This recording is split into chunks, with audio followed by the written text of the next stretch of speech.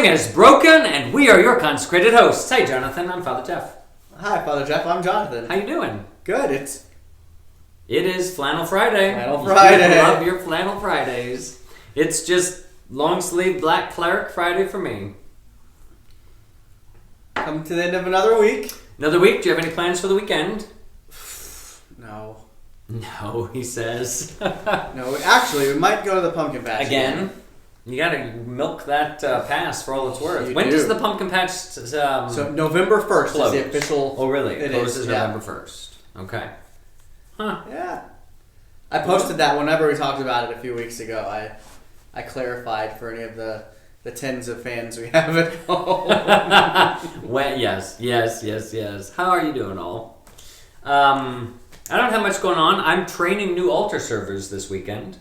Tomorrow morning, we got a new batch coming through, so we're going to teach them how to be all reverent and pious and how to move and do things up in the sanctuary and direct the prayer where it needs to go. It's only a few years until my boys can be up there. Oh, dear Lord. God help us all. I was never an altar server.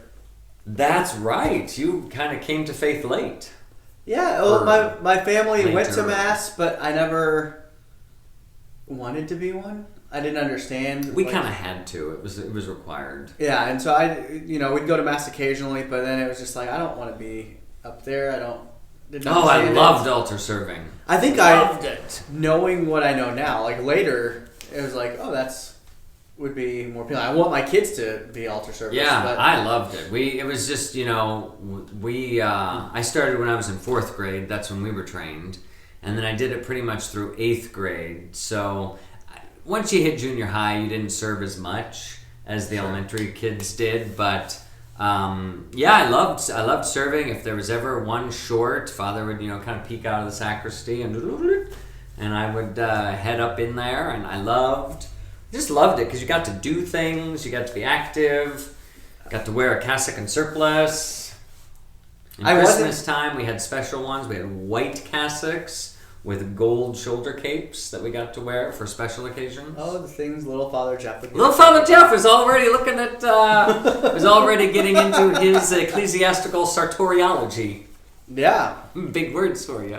Yeah, I was an altar server once, though. Did you? About Were you? 1.5 years ago at a wedding. Really? Did I Yeah. know that? Yeah, we talked about it I in the think we office. did. It was kind of in passing, but... That you were going to do that and had never No, yeah. It served. was... Were you nervous? I was very nervous. Did you drop anything? No. I think everything went as well as could have been expected. Good.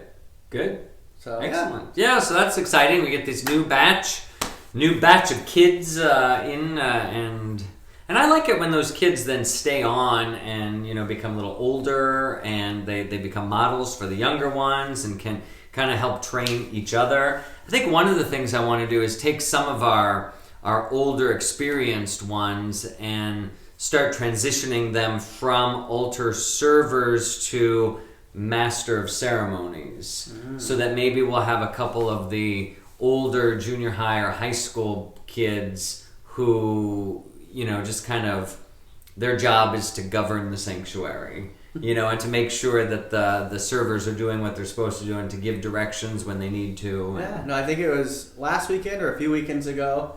Saw one of the older altar servers, whispering like, "Oh, this is what you do," and other things, and Do that.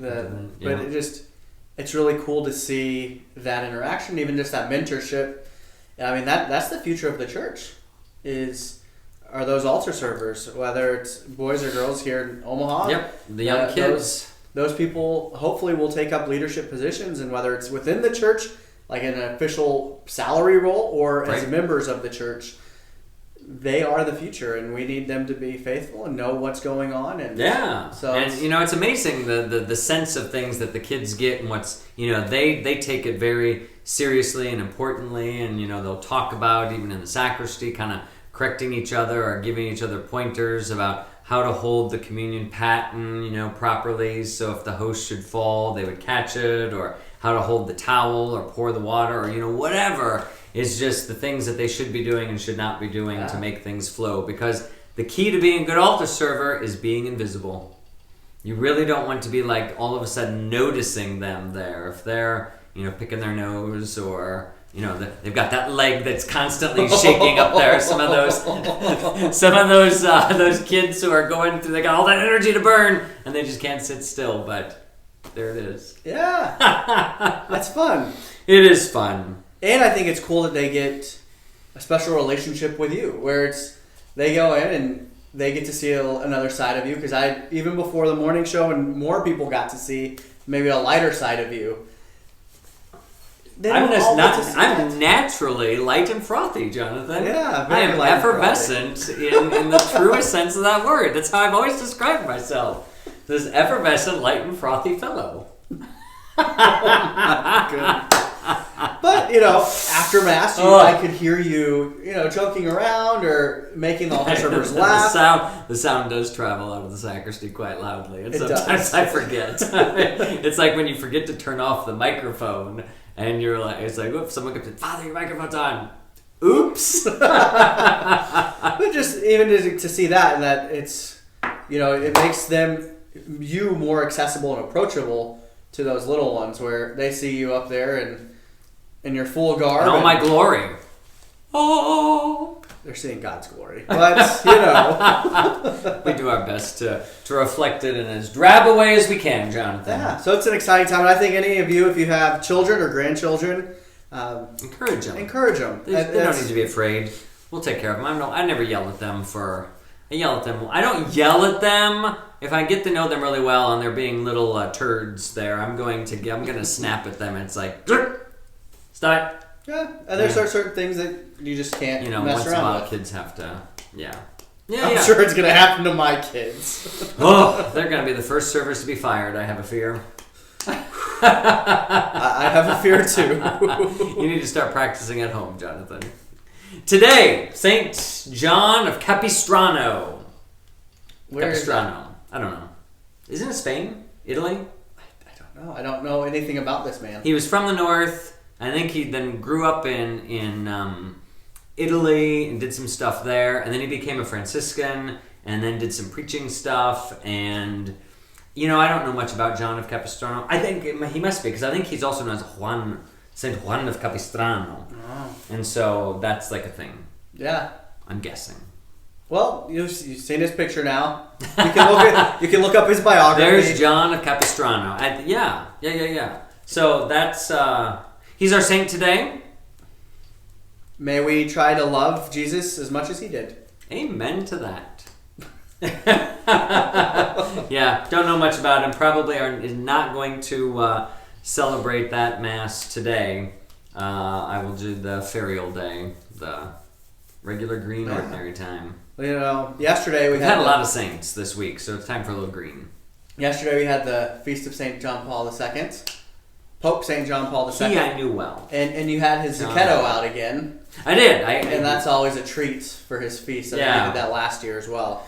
Yes, I had, when I was a priest in Rome, I had spoken to the papal tailor and gotten a white Zucchetto made for him.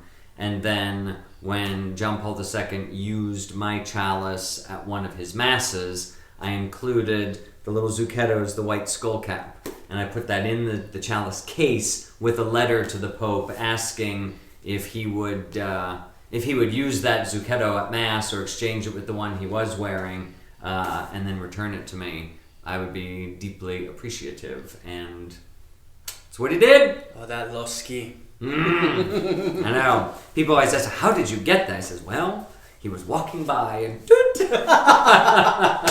plucked it off his head and ran as fast as I could. Does that mean that your chalice is also a second-class relic? Yes, it is. Because I also have the documentation that says he used that at Mass on November 22nd, the year 2000. Boom. November 22nd, the day C.S. Lewis passed from this earth into eternity. That's an important day for me. November 22nd.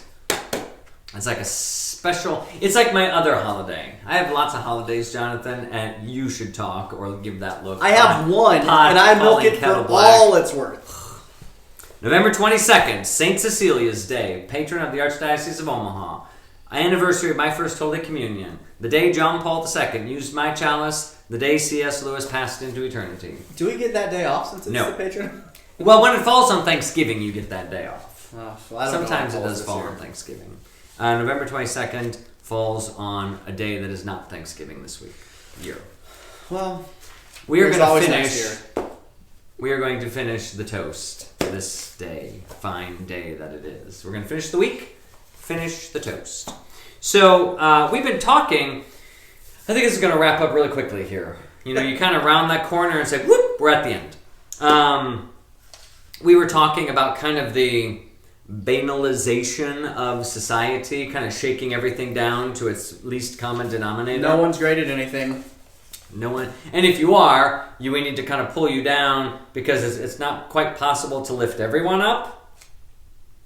So in order to You make can chop everyone down. and that's exactly it. So we just need to chop everyone else down, since we can't lift everyone else up and put everyone on the same playing field. And you know, everyone is horrified at the thought of that, and yet we somehow find ways to do that.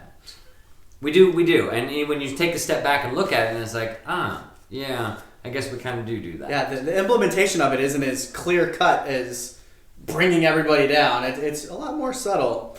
But today he takes that from the national level, and he starts talking about how it's done in schools. Mm-hmm. And so his conversation here is basically about the dumbing down of education. That it is, you know, what we have to do is we have to pat everyone on the back. We have to make sure everyone succeeds. We have to make sure that everyone in college always does well and graduates, and that everybody gets into any school that they want lest they feel bad. Right. And so he says that teachers basically are no longer teachers. They're basically nurses who babysit, who pat on the back, and who just make people feel good. That's... that's where he says the nation learns it. And that's, the democratization from the evil side of what democracy means. Right. The kind of pulling everybody down. I read this article and I've tried to find it again and again, and I can't find... if I looked hard enough, I think I could.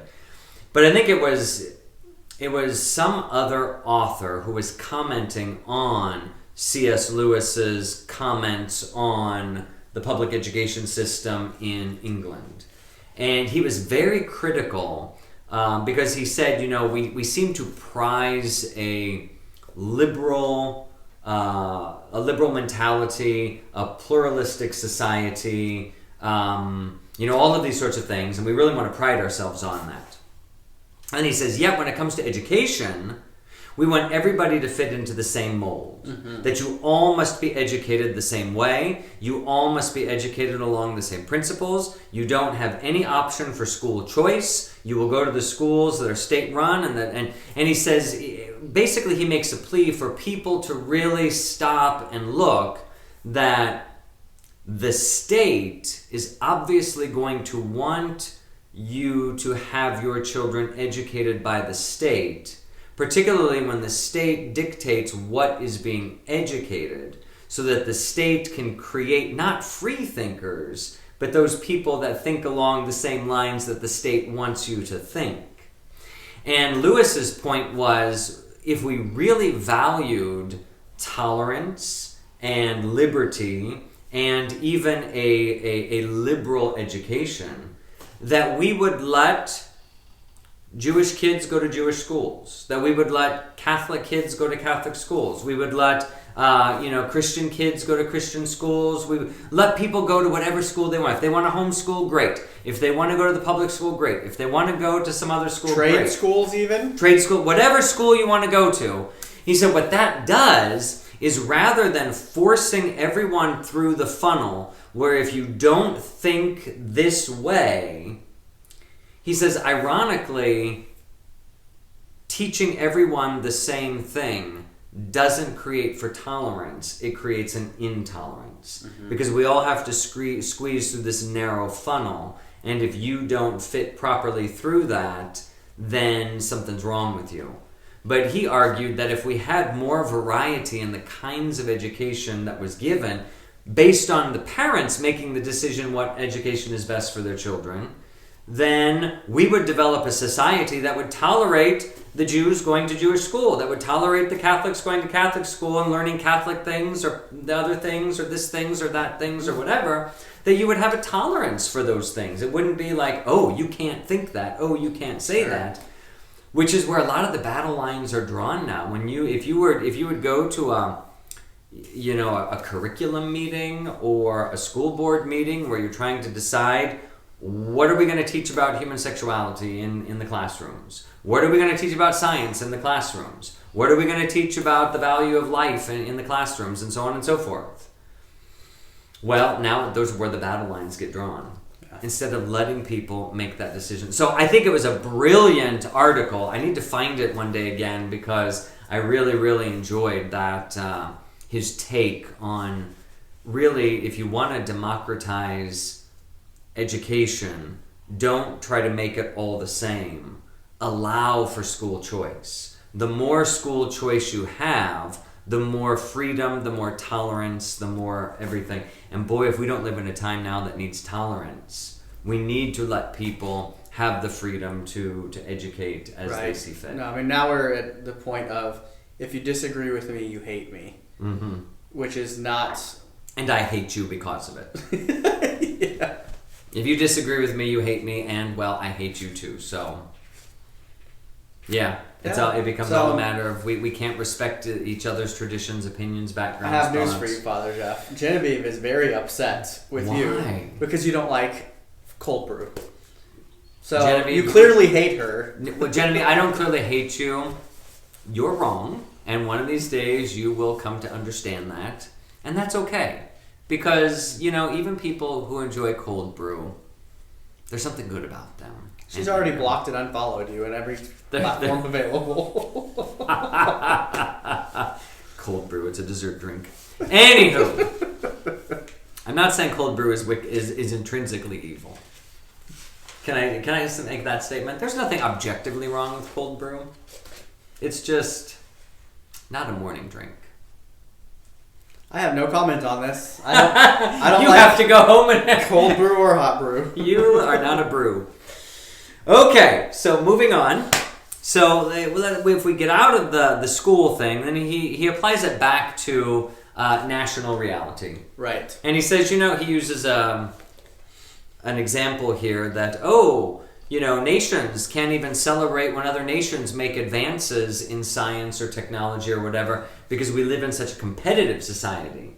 So, on the one hand, we want to have democracy where no one can excel past another, and then that kind of applies on the national level too, except we want to excel over everyone else. And if someone excels over us, then, oh my gosh, we need to do something about this.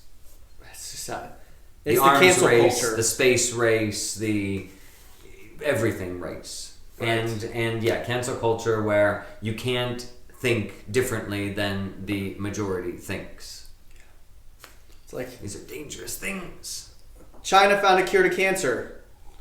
Well, China is our enemy, so China didn't know that it's flawed. It kills more people than it actually helps.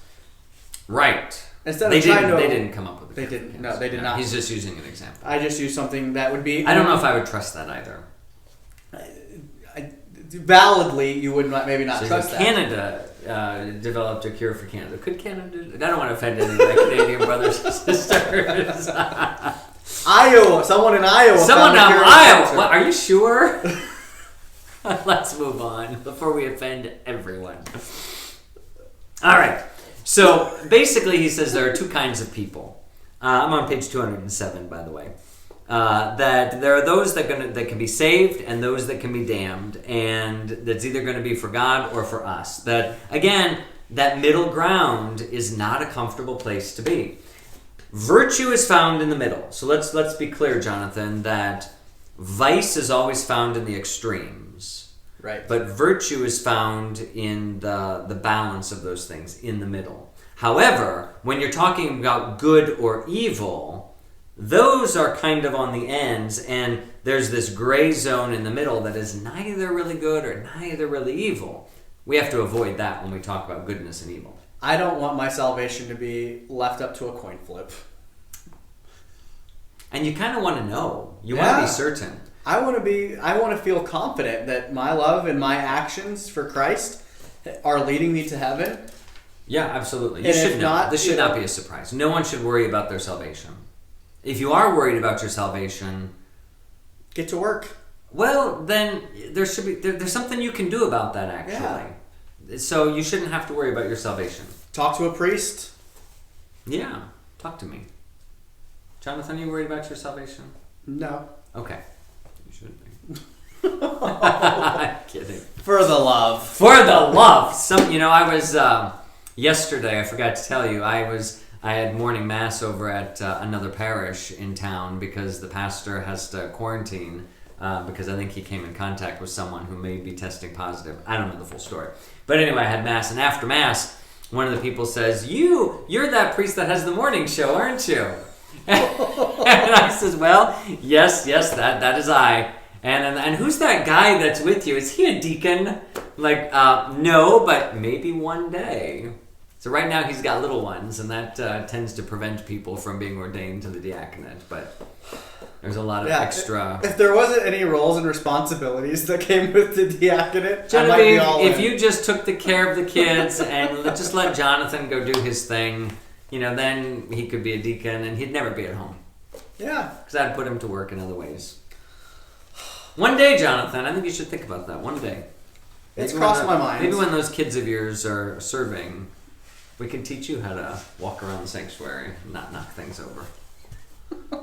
So we conclude here with a final toast, and he takes the wine, and he talks about the wine that is in his wine glass, and how this wine is really pressed out of the souls of those who are most religious. That is the wine on which the evil one toasts and feasts. And that is, it really does make you stop here. Because he says, isn't there like a bouquet of that old vintage, the Pharisee? That you get that holier than thou aroma that is just filled with such hatred and vitriol and rot.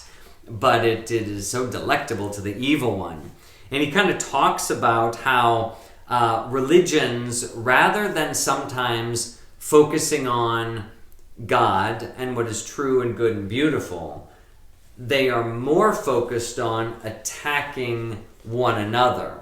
So rather than preaching the good news, they're going to tell you why you shouldn't be that. So our gospel is why the Catholics are bad. Or our gospel is why Islam is evil, or why the Jews are unenlightened, or why the Protestants are not enjoying the fullness of the truth, and so on and so forth. And what happens then is you can really get into some fistfights. Yeah. That it really becomes more about fighting each other as opposed to leading people to God. Could you imagine if all of the religions of the world, all of them that aren't like satanic, came together more so in what they had in common and celebrated those things, as opposed to being like, Jesus couldn't have been the God, he's just a man. Like, instead of that, saying like, oh, this Jesus of yours had really good teachings. It actually is very similar to this teaching of yada yada. And saying like, celebrating that, and there'd be so much more harmony and beauty. Right. We don't want to fall into because there's that tendency, the coexist mentality. Not that. Where all religions are basically the same thing, and if they all just allowed each other... there is something to be said about the fullness of truth, mm-hmm. But the reality is that the truth is something that we participate in and share and celebrate. It's not something we use to attack one another. Right. So you're calling other people to the truth. You don't need to beat them down. It's kind of like you always I can't even think of the phrase. It's like you attract flies with honey. You can Vinegar. lead an elephant along with a peanut rather than smacking them along on the backside. And that's really the truth here, that you don't need to beat other people up. You don't need to bring other people down in order to lift yourself up. If you are reaching for the heights, then people are going to be attracted to that. People are converted to Catholicism because of the love and the true good and beautiful things within the church, not because of our hatred of Islam or Buddhism or other forms of Christianity or whatever. So that's what he says here. If they just stopped fighting each other, boy, what could be done? But that is the true wine, where what is on the outside, their religion, does not reflect what they are feeling, thinking, doing on the inside. So it's really a wake-up call to all of us, that if we are going to be religious people, that our religion needs to be true. And as Jesus said, worship in spirit and in truth. That is true religion. And it can't be laced in the things of the world and the disagreements of the world. So his final stage here, his final point: the fine flower of unholiness can grow only in the close neighborhood of the holy. Nowhere do we tempt so successfully as on the very steps of the altar. That you can think you are so good and holy and forget to see what's actually going on inside. Mm-hmm. And that's a wake-up call, I think, to all of us, that we don't want to... You never become holy enough to not be tempted. And to not have some sin and flaw and whatnot within you. So saints are not lacking in sinfulness. Saints are not without error or flaw. All the saints, all Christian men and women, from the Pope on down to the peasant, are flawed in some way, make mistakes, are not always good, maybe even sinners. And we just have to learn how to live with one another and lift each other up rather than tear each other down. A democratization in the evil sense of that word. Yeah. So that's the Screwtape Letters. Wow, we've completed it. We finished the Screwtape Letters and Screwtape Proposes a Toast. What title did you give to that, Jonathan? I have no clue. I titled it Screwtape Proposes a Toast because that's what Lewis titled it. It was a trick question. Got it. All right, so I'm thinking next week. Mm-hmm. I've got some plans here. I don't think we're going to go into another book, at least right away. Maybe later on we will. We'll see. I thought next week what we could do is spend the week talking about forming conscience. And especially with the election coming up, I know a lot of people, a lot of Christians and Catholics are really kind of maybe concerned about the election and what we should vote or how we should vote, or we're not going to sit here with your ballot and say, okay, fill in these dots and these are the people that you need to vote for. Oh, I had mine ready to bring. Okay, well, if you want to do that, you can vote right here in front of us. No, we didn't. I didn't ask for an early ballot. Okay, I did. I already voted. Finished mine the other day. It was waiting to be counted. I didn't wear my sticker, though. I'm waiting for election day to put my sticker on. Yeah. If you don't wear your sticker, did you actually vote? That's true. Wear the sticker. Or get a tattoo. Don't get a tattoo. I voted. Or just use a marker. You go first. And I'll see where we go from there. But I think that's what we'll do. We'll kind of take a look at maybe some of the Catholic principles of government, principles of how to wade through the issues, and maybe some things to think about. So we'll spend the week kind of looking at that, and then we'll be into November. And November is a good opportunity to reflect upon the 4 last things. So we might spend some time talking about death, judgment, heaven, and hell. I mean, it does kick us off with All Souls Day. So. Yeah, we'll look at the funeral rites. We'll look at the church's teachings on death, the symbols, and everything revolving around, maybe some planning that one could or should want to do, questions of cremation and burial, and all of those things. So I think that we got ourselves covered to Advent, hopefully. We'll see. We'll see. Oh, gosh. And then we'll decide where we go from there. Well, I guess we're all going to die. So it's good to... And on that note, happy weekend. See you on Tuesday.